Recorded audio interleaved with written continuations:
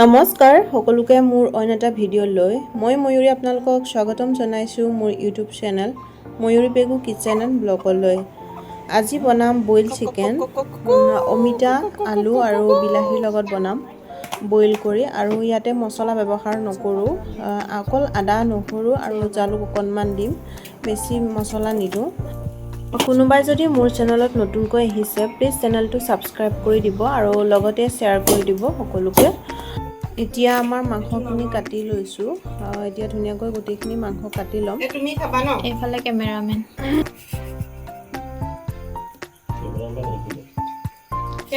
চোৱা।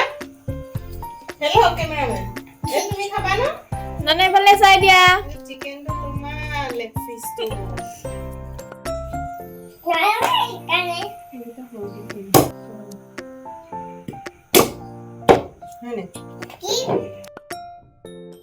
মাংসখিনি এয়া চাওক কাটি হৈ গ'ল, আৰু এতিয়া মাংসখিনি মই কুকাৰতে বনাম, সেইকাৰণে কুকাৰতে মই পানী দি দিছোঁ, আৰু এতিয়া মাংসখিনি তাতে দি দিছোঁ গোটেইখিনি।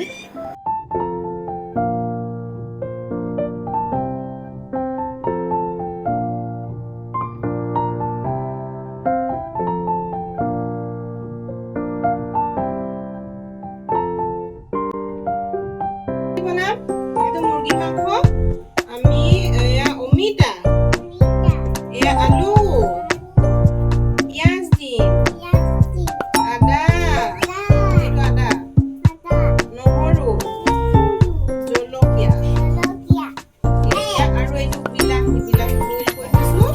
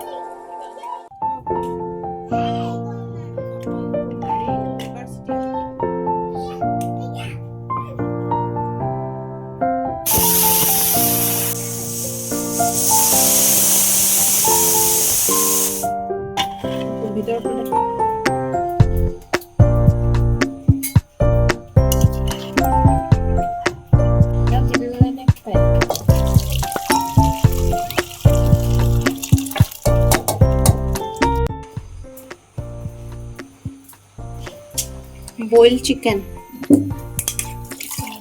অমিতাৰ লগত এয়া বইল চিকেন আমাৰ ৰেডি হৈ গ'ল।